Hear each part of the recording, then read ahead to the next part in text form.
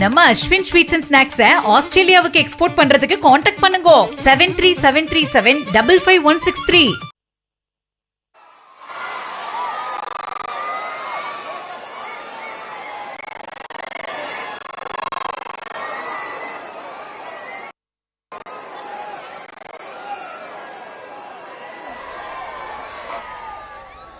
அரசியல் கட்சி தலைவர்களை முதலமைச்சர் விஜய் இன்று சந்தித்துக் கொண்டிருக்கும் இந்த வேளையில் தற்போது காங்கிரஸ் தலைமை அலுவலகமான சத்தியமூர்த்தி பவனுக்கு முதலமைச்சர் வருகை தந்திருக்கிறார்.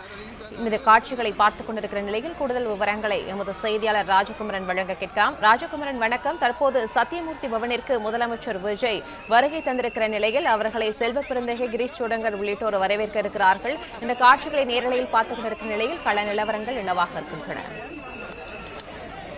முதலமைச்சர் தற்பொழுது காங்கிரஸ் கட்சியின் நிர்வாகிகளுக்கு நன்றி தெரிவிப்பதற்காக சென்னை சத்தியமூர்த்தி பவனுக்கு வந்திருக்கின்றார். முதலமைச்சர் வருகின்றார் என்ற தகவல் அறிந்து ஜிபி சாலை முழுவதுமாக சாலையினுடைய இரண்டு பக்கமும் நூற்றுக்கணக்கானவர்கள் திரண்டிருந்தார்கள்.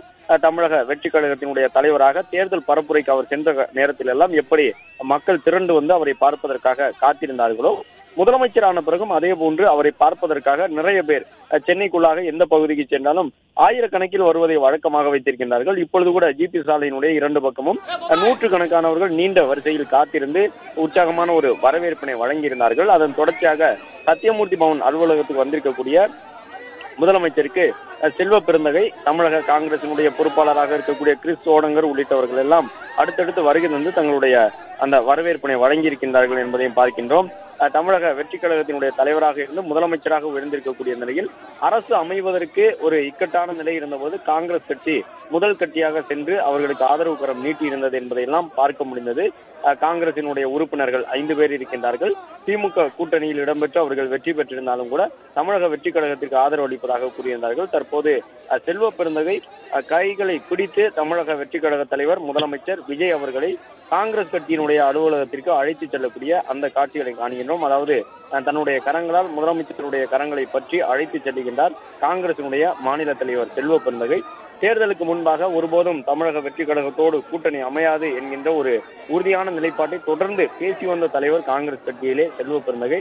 ஆனால் இப்பொழுது தேர்தல் முடிவுகள் எல்லாம் வெளிவந்து காங்கிரஸ் கட்சி 28 இடங்களில் போட்டியிட்டு 5 இடங்களில் மட்டுமே வெற்றி பெற்றிருக்கக்கூடிய நிலையில் தமிழக வெற்றி கழகத்திற்கு ஆதரவு தெரிவித்திருந்தார்கள். அது மட்டுமல்லாமல் தமிழக வெற்றி கழகம் கூட்டணி முறையிலாக தமிழக வெற்றி கழகத்தோடு காங்கிரஸ் கட்சி இணைந்திருக்கின்றது என்பதையும் பார்க்க முடிந்தது. தாவேக அரசுக்கு ஆதரவு அளித்திருக்கக்கூடிய மற்ற கட்சிகள் எல்லாம் கூட்டணியாக இணைந்தோம் என்ற கருத்தை இதுவரை வெளிப்படையாக சொல்லவில்லை. திமுக கூட்டணியை விட்டு வெளியில் வந்து விட்டோம் என்பதையும் வெளிப்படையாக சொல்லவில்லை.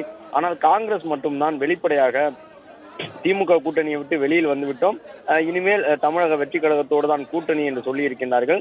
அடுத்தடுத்து வரக்கூடிய சட்டமன்ற தேர்தலாக இருக்கட்டும், நாடாளுமன்ற தேர்தல், உள்ளாட்சி தேர்தல் உள்ளிட்ட அனைத்து தேர்தலிலும் காங்கிரஸ் கட்சி தமிழக வெற்றி கழகத்தோடு இணைந்துதான் சந்திக்கும் என்கின்ற ஒரு நிலைப்பாட்டை அவர்கள் எடுத்திருக்கின்றார்கள். காங்கிரசினுடைய மாநில தேர்தல் பணியாளராக பொறுப்பில் இருக்கக்கூடிய கிரீஷ் சோடங்கர் உள்ளிட்டவர்கள் எடுத்த நிலைப்பாட்டின் காரணமாக ராகுல் காந்தி நேரடியாக அறிவுறுத்தி இருந்ததன் அடிப்படையில் இந்த முடிவுக்கு காங்கிரஸ் கட்சி சென்றிருக்கின்றது.